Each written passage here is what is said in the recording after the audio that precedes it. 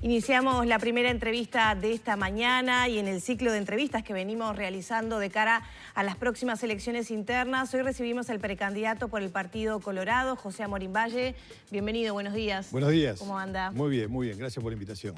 Bueno, anda medio enojado con las encuestadoras últimamente. No, tanto como enojado, no.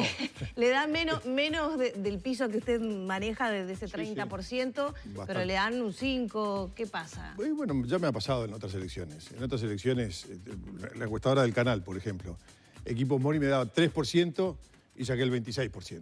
Me da 3% el jueves antes de la elección. Y sacaba vamos a ser justos, con Tomás Navar, él dice que siempre se equivoca conmigo y que seguramente yo voy a votar mucho más de lo que él dice. Pero sí, es así, voy a votar más. Yo no sé qué le pasa a las encuestadoras. Seguramente no me miden bien. Yo tengo una estructura muy fuerte en todo el país. En muchos departamentos del Partido Colorado es muy grande y muy importante. Voy a ganar la elección interna. Así que esperemos. Digo, a ver, esto falta un mes. En un mes sabemos quién está equivocado. Y los especialistas han advertido por las dificultades de medir la previa de las internas que son voluntarias, ¿no? De todas maneras, ningún precandidato que ha estado acá dice contar con esos datos como para tomar decisiones. Claro, sí. Son fotos y nada más que fotos, porque hay una disparidad importante. Fotos borrosas. Claro, pues, hay una disparidad importante, porque una encuestadora a un precandidato le da 10 y a otro, a ese mismo precandidato, otra encuestadora le da 50. Entonces hay algo que está pasando. Algo está mal. Supongo yo que miden mal. Con buena intención, algunos, por lo menos, y miden mal. Usted dijo que había una suerte de corrupción entre las encuestadoras. Sí, yo sí. Ahí ya no hay tan buena intención. Por eso, yo digo, algunos, la mayoría, como en todas las actividades, son bien intencionados, no tengo la menor duda. Algunos que me dan mal a mí son bien intencionados, solo que no saben medir, y otros no. Es como en todas las actividades. Hay gente que aprovecha la zafra. Bien. ¿Cómo viene la zafra? Bueno, bien. Nosotros estamos... ¿Está bien la interna del Partido Colorado competitiva? Es decir, está bien, está buena. ¿Se rompió de pronto esa polarización que podía existir en el pasado? Está buena, es una linda interna. Es una interna donde los tres candidatos están trabajando con muchas ganas. Yo estoy recorriendo el país. Ayer estuve todo el día en La Valleja, el domingo estuve en Bella Unión, el sábado en Sauce. Estamos haciendo actividades y en todos lados se suma gente. O sea, nosotros estamos muy contentos. Comparamos esta interna con las internas anteriores y vemos mucho más gente en todas nuestras actividades. Así que estamos bien, estamos contentos. Hay que esperar. En realidad no sabemos cuánta gente va a votar. En realidad la elección interna del 30 de junio es una elección extraña, es una elección rara. ¿Tendría que ser obligatoria? Bueno, son internas en los partidos, ¿no? Yo no sé si debía ser obligatoria. No estoy muy seguro. Digo porque el ciclo electoral obliga al ciudadano en todo sentido. Pero la gente no tiene por qué vincularse con un partido y votar dentro de un partido cuando todavía no lo siente. Entonces, por eso es que son... abiertas. Son abiertas, todo el mundo puede votar, pero todo el mundo puede votar para definir quién va a ser el candidato de un partido. Lo que yo no sé es el 30 de junio cómo va a estar el día, qué va a pasar. Sé que va a ser un día corto, que posiblemente sea un día frío, que estamos en vacaciones de invierno.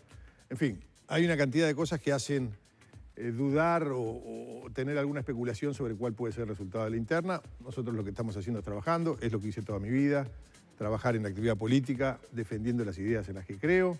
Así que en eso estamos bien y estamos contentos. Seguridad y economía vienen siendo como los dos ejes principales de esta campaña. Sí. En materia de seguridad, usted ya se manifestó no estar a favor de la reforma propuesta por Larrañaga. ¿Cuáles son las propuestas en materia de seguridad, Amorín? Bueno, hay muchas. En resumen, yo creo que la policía tiene que volver a las comisarías. Yo creo que se han abandonado las comisarías y la comisaría es el primer contacto de la gente con la policía. Creo que tenemos que revivir la policía comunitaria, es aquel policía que andaba entre la gente, que conocía a los del barrio, que tenía información, que sabía quién podía cometer un delito y quién no. Eso me parece que es clave, me parece que es muy importante. Tenemos que mejorar algunas normas que tienen que ver con el Código de Procedimiento Penal y ajustar el funcionamiento. Tenemos que ajustar el funcionamiento. Ya vimos, hay pocos fiscales, ya vimos que los fiscales todavía no están del todo preparados para hacer estas transacciones con los abogados de quienes cometen delitos y vemos algunos disparates como la de las 100 tortas fritas o de que tome las vacaciones en balizas. Creo que eso hay que ajustarlo. Creo que tenemos que tener mucho mejores cárceles. Creo que la sociedad recién está dándose cuenta de que es necesario que haya cárceles más chicas, donde el delincuente, donde quien cometió el delito pueda rehabilitarse. Y además estamos totalmente convencidos que tienen que trabajar, que es absolutamente necesario que quienes estén presos trabajen. Pero hoy trabajan. algunos, 30%, el 70% no. Acá tiene que trabajar todo. ¿Por qué? Porque cuando salen, bueno, tienen que tener hábitos de trabajo. Hay mucha gente que está presa que no tenía hábitos de trabajo. Hay mucha gente que vivió siempre de una changuita o de la delincuencia menor. Y bueno, y yo creo que es una oportunidad para que la gente se rehabilite. En seguridad, a grandes rasgos, esos son los caminos que hay que ir tomando. El tema es los recursos económicos, ¿no? Y ahí ya nos metemos en tema economía, con un déficit creciente, un gasto difícil de recortar, dichos del propio ministro de Economía. ¿Cómo invertimos para tener más fiscales, mejorar recursos, construir nuevas cárceles? Las cárceles son proyectos público-privados. Son proyectos donde el privado hace la inversión. Tipo modelo del PPP, como Punta Rieles. PPP, sin lugar a ninguna duda, ese es el camino. No hay que hacer una inversión inmediata, pero hay que hacer inversión en cárceles. Los tienen que hacer los privados y el Estado lo va a ir pagando. Yo creo que hay una cantidad de gastos que son innecesarios, una enorme cantidad de gastos que son innecesarios, y hay otros que el Estado no hace que son necesarios.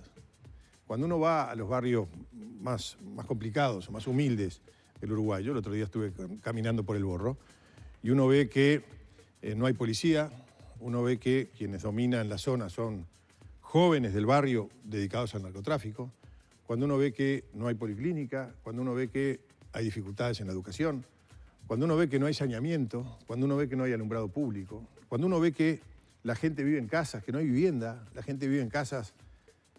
Entré con un señor que vivía con sus 3 hijos, trabajaba en la construcción, hacía changas, vivía en una casa sería de 3x4 de costaneros, de piso de tierra y sin baño de ningún tipo. Donde pasan una cañada cerca, donde va todas las aguas que no van al saneamiento, donde está lleno de bolsas y donde los niños juegan en esa cañada, mezclados con un olor muy complicado y las ratas. Bueno, ahí no está el Estado. Ahí el Estado no está. Y el Estado está en el Antel Arena, sí, ahí está. El Estado está en el déficit de ANCAP, está en hacer volar a Pluna. Entonces, a mí me parece que el Estado está en lugares donde no tiene que estar y falta en otros lugares donde es esencial que esté. Porque al final, el tema de la delincuencia también tiene sus orígenes ahí. En gente que no tiene ninguna oportunidad. En gente que nace en barrios donde viene un amigo y le dice vamos a conseguir plata fácil en tal lado y lo agarra en un mal momento y lo hace. Entonces, yo creo que hay una cantidad de cosas para hacer en el país y el Estado tiene que estar hoy en lugares donde no está.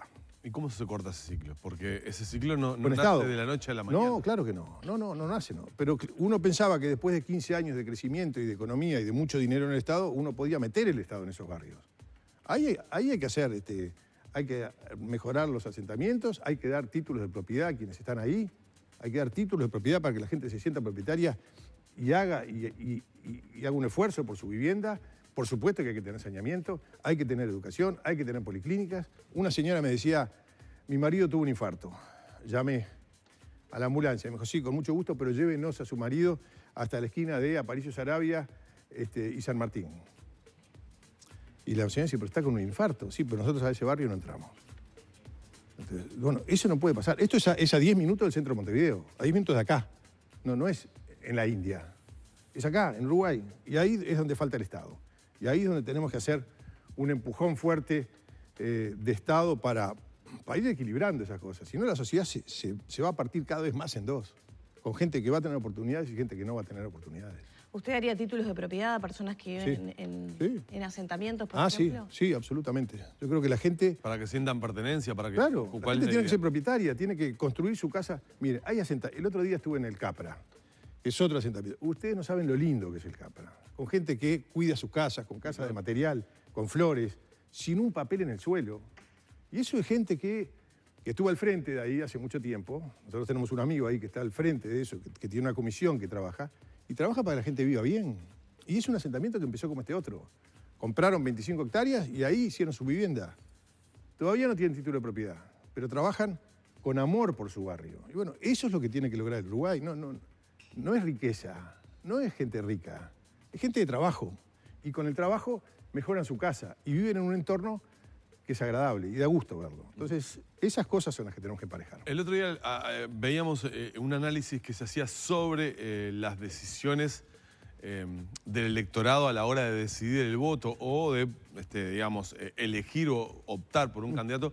Y la conclusión a la que se arribaba era que efectivamente la gente termina votando muchas veces con el bolsillo. Es decir, en función de cómo se encuentre, acompaña o direcciona su voto a tal o cual orientación. Tema trabajo, tema empleo. Ese es un tema que ahora los candidatos lo están posicionando como uno de los temas centrales. Sí, claro. Seguridad y empleo es como que se están colando entre los temas centrales. Le pregunto, ¿se pueden crear 100.000 puestos de trabajo como tanto se ha polemizado por estas semanas? Yo creo que uno no tiene que decir un número. El número es más bien una cosa marketinera. Si uno dice 100, yo digo 150, el otro dice 100. Yo creo que no. Yo creo que nosotros tenemos que decir cuáles son los caminos para crear empleo. Yo creo que sí, lo primero que tenemos que asumir es que hay un problema serio en Uruguay de empleo. Y cuando los candidatos hablamos todos de empleo, es porque recorremos el país y la gente nos habla de empleo. La gente nos dice, estamos sin trabajo. Hay localidades que se quedaron sin nada. Uno va a Juan Lacase y se quedó sin nada. Cerraron todas las empresas que había, todas las fábricas grandes. El ministro Murro dijo hace pocos días que en realidad este 8,8 del primer trimestre del año, que es, digamos, el techo más alto que ha tenido el Frente Amplio en estos años, era en realidad el piso de desempleo que había en los gobiernos blancos y colorados. Yo en realidad no sé cómo se miden los empleos. No sé cómo miden. Sin lugar a ninguna duda, hoy hay mucho menos desempleo que en el 2002, sin duda. Lo que pasa es que no podemos compararnos con lo peor. Nos tenemos que comparar con lo mejor. Y lo peor del caso lo peor de hoy, no es como estamos hoy, es como viene la mano. La mano viene peor. Es decir, si esto sigue así, a fin de año no va a ser 8,8, va a ser 10 con algo. Es como el tema del déficit fiscal y como el tema de la desocupación. El problema que tiene el Uruguay es que el Uruguay hoy está parado. El problema que tiene el Uruguay es que quienes invierten en Uruguay, quienes dan trabajo en Uruguay, han perdido la confianza en Uruguay. Y uno encuentra una cantidad de uruguayos que invertían en Uruguay que se van a otros lados. Por ejemplo, a Paraguay. Todo el mundo conoce a algún uruguayo que se va a trabajar o que se va a invertir a Paraguay porque le da condiciones que nuestro país no le da. Entonces, lo que nosotros tenemos que hacer, más que decir que vamos a crear 100.000, ojalá sean 100.000, ojalá sean 200.000, ojalá sean más, lo que tenemos que decir es cuál es el camino para crear empleo. El camino para crear empleo es crear confianza. La confianza que muchísima gente ha perdido en un gobierno que tiene la energía eléctrica más cara, los combustibles más caros, impuestos altísimos, y algunos candidatos dicen que todavía hay que subirlos más, que permite algunas cosas que no funcionan en el mundo. No funciona ya que los trabajadores digan, quiero tomar el control de la empresa. No funciona. No funciona porque no va a venir a invertir absolutamente nadie. Absolutamente nadie. Entonces tenemos que dar reglas claras para que los uruguayos puedan invertir en su país, para que los uruguayos puedan progresar en su país y para que también vengan extranjeros a invertir, que es lo que da trabajo. Entonces, lo que tenemos que decir, me parece a mí, mucho más que 100.000 puestos de trabajo, 150.000 puestos de trabajo, que sería fantástico, es el camino para mejorar esto es tal. Y aclararlo y explicarlo y decir que, como creo yo, que el gobierno hoy no está haciendo absolutamente nada para que la situación cambie y que lamentablemente a fin de año vamos a estar mucho peor que ahora. ¿Cuál sería ese camino, además de eliminar el derecho a ocupar puestos de trabajo por parte de los trabajadores? Primero, tener el movimiento sindical dice, bueno, ser Paraguay no, porque Paraguay paga salarios de hambre y en Uruguay no vamos a hacer ese proceso. Paraguay es completamente distinto, Paraguay está en una situación distinta y nosotros no queremos parecernos a Paraguay, queremos parecernos a un país europeo que funcione, por supuesto. Pero no vamos a funcionar si tenemos la energía eléctrica más cara. Si quien quiere producir acá tiene que pagar luz más cara de la región. Si tiene los combustibles más caros de la región, pero por lejos. Yo estuve en Bella Unión. ¿Dónde ponen gasoil? No, acá, la estación. Y tiene el 24% de descuento, pero la gente va igual a poner gasoil al lado brasilero. Entonces, es muy difícil producir en Uruguay con costos altísimos, con impuestos altísimos. Porque es cierto que en Paraguay los salarios son mucho más bajos que acá. Acá los salarios no son bajos, pero pagan impuestos altos. Pero ¿y cómo se hace para desandar ese camino? Porque eso implica menos recaudación. Menos recaudación implica más déficit. Yo creo que nosotros tenemos que echar el país a andar. Yo creo que tenemos que tomar 1 año y medio con algunas medidas que puedan dificultar abatir el déficit. Yo creo que hay que decirle a las calificadoras de riesgo, a los que nos vienen a decir que está el país, que tenemos que echar el país a andar. Y que para eso tenemos que bajar los combustibles, que tenemos que bajar la energía eléctrica, que tenemos que dar capacidad de producción al país. Porque el país va a crecer y va a bajar el déficit también si crece el país. Y hoy el país no solo no está creciendo. O sea, aumentar el déficit momentáneamente para después generar un crecimiento. Sí, aumentarlo momentáneamente junto con otras medidas para bajarlo, ¿no es cierto? Pero sí, recaudar menos de las empresas públicas. Que UTE no le tenga que dar 400 millones de dólares al Estado todos los años. Aflojar la cincha. Aflojar la cincha. Y bajar gastos que son absolutamente innecesarios en el Eso Estado. mismo le quería preguntar, ¿qué gastos serían los primeros? A través del presupuesto, y en cada ministerio, el ministro va a tener que ver cuáles son. Y ahí le vamos a tener que decir, bueno, vos tenés que bajar el 30% de gasto de funcionamiento, el 30% en inversión. Por un tiempo no podés tomar más funcionarios, por un tiempo. Si hay algunos que son imprescindibles, por supuesto se van a poder sustituir. Pero por un tiempo tenés que hacer eso. Y tenemos que dar señales claras de que el gobierno va a estar defendiendo el dinero de los contribuyentes. Porque en definitiva lo que gasta el Estado son los impuestos que no cobran a todos. Y lo que queremos nosotros es que el Estado gaste lo que tenga que gastar. Yo no quiero que desaparezca el Estado. Quiero un Estado presente en muchos lugares, pero que no gaste inútilmente. No quiero que pase lo que pasó en Pluna, ni lo que pasó en el Fondes, ni lo que pasó en ANCAP, ni lo que pasó en tantas cosas. Creo que tenemos que ser administradores serios del dinero de la gente. ¿Qué pasaría, por ejemplo, en el gasto en educación y en planes sociales? Que es otro planes sociales, en planes sociales el gasto está bien. Digo, nosotros somos creadores de las políticas sociales. Lo que no está bien es darle enteramente dinero a una persona para que no trabaje. Yo recuerdo, lo cuento siempre, un día me llama Alejandro Chugarri, que era ministro de Economía, y dice, Pepe, venite al despacho que vamos a ver si armamos una cosa juntos. Era idea de él, obviamente. Y le llamó el Plan Veredas. En ese momento de grandes ocupaciones, en 2002, 2003, Alejandro dice, conseguimos un dinero, se lo vamos a dar a las intendencias para que contrate a esa gente que está sin trabajo, para que haga veredas, para que haga cordón cuneta, para que se gane el dinero trabajando. Esos son planes sociales con trabajo. ¿Qué es lo que queremos hacer? Porque mire que yo recorro el país y la gente me dice, che, estamos hartos de trabajar, que nos maten impuestos para darle la plata a los que no trabajan. Entonces, ¿ayudar a los que no tienen menos? Por supuesto. Claro, hay algunos planes sociales que sí implican trabajar. Hay algunos planes que implican trabajar y otros que no. Yo creo que hay que apuntar a planes que tengan contraprestación. Creo que hay que apostar a la educación, que es el mejor plan social. Hoy la educación lamentablemente no es pareja. Los resultados en educación no son los mismos para los que vienen de hogares más pobres que de hogares más ricos. Son mucho peores los resultados de quienes vienen de hogares más pobres. Y eso es una enorme injusticia. Es una enorme injusticia porque, en definitiva, lo que hay que buscar es igualdad de oportunidades, ¿no? Yo no quiero que todos sean iguales. Yo creo que cada cual se destaque por sus virtudes y por sus talentos, pero que tengan iguales oportunidades. ¿Te acompaña la idea de DUI 21? Sí, absolutamente. Yo creo que en la enorme mayoría de los casos estamos de acuerdo. En la actual administración de la educación hay resistencia a eso. Sí. No, yo creo que el próximo gobierno, quien sea electo presidente el último domingo de noviembre, al otro día, después de 2 días de descanso, tiene que reunir a todo el espectro político y trabajar en esa materia. Ese es el tema más importante que tiene el Uruguay. Esa es la política social clave, la que no podemos abandonar. La educación es la principal política social que tiene el país. Recién mencionó usted varias veces el tema Pluna como ejemplo de mala administración o, digamos, de erogación de dineros públicos mal invertidos. ¿Qué piensas sobre la condena, en el caso de Caloya, digamos, que se mantiene la condena por el Tribunal de Apelaciones y Apelaciones revierte la absolución de Lorenzo condenándolo también? Y lo que dijo Vázquez en cuanto a que en realidad lo respalda en cuanto a la ética y la moral. Bueno, yo creo que acá hay 2 cosas distintas. Una cosa es decir si ellos se llevaron dinero para el bolsillo, que yo creo que Vázquez está bien en respaldarlos, en decir que no. Y otra cosa es que actuaron fuera de la ley. O sea, va una persona con un nombre falso, en nombre de una empresa que no tiene mandato, va al Banco República y el Banco República le da un aval por $13.700.000 en 2 horas. Bueno, es obvio que se pasaron por encima todo, absolutamente todo. O sea, cuando uno es gobernante, uno tiene que tener algunos parámetros y uno de los parámetros es cumplir con la ley.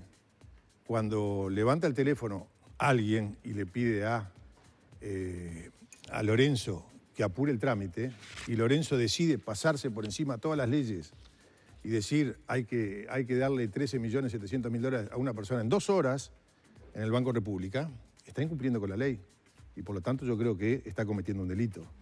Lo que no quiere decir que se haya llevado dinero para el bolsillo, pero por algún motivo él creyó que le hacía bien al país violando las leyes.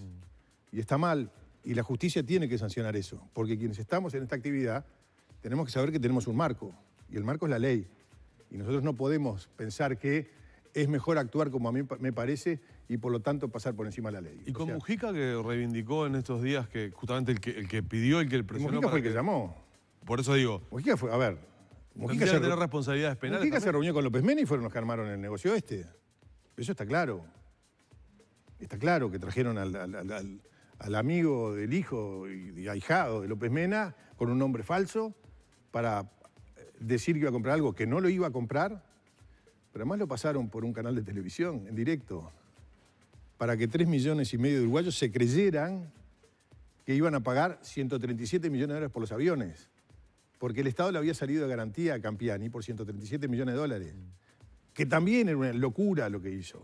O sea, estuvo todo mal y termina horrible y termina con 2 personas procesadas que violaron la ley, que incumplieron con lo que tenía que hacer, aunque reitero, no se hayan quedado con un peso en el bolsillo. ¿Qué piensa del abuso de funciones? ¿Hay que derogarlo o mantenerlo? Hay que mantener el abuso de funciones y tenemos que tener leyes que nos vacunen de alguna manera contra la corrupción. Miramos para Brasil, es terrible, todos, como decía un pariente mío del primero al último. Miramos para Argentina y se la llevan en bolso, en bolsas. Vemos Uruguay y tenemos muchísimas dudas. Necesitamos leyes que protejan al país de la corrupción de los políticos. ¿Pero mantenerla sin cambios? Absolutamente. Por ahora, ningún cambio. Es más, yo soy partidario de que algunas leyes que castigan la corrupción política no prescriban. Nosotros tenemos que tener lo que fue el Uruguay siempre. Políticos serios, políticos que trabajen por el país y políticos que no tengan preocupación por enriquecerse. Políticos que salgan y la gente diga, como se decía en los velorios y en los entierros de los políticos, murió pobre. Así tiene que ser el Uruguay. Gracias, Amorim, por habernos acompañado. Un placer. Cerramos la entrevista por acá con José Amorim Valle.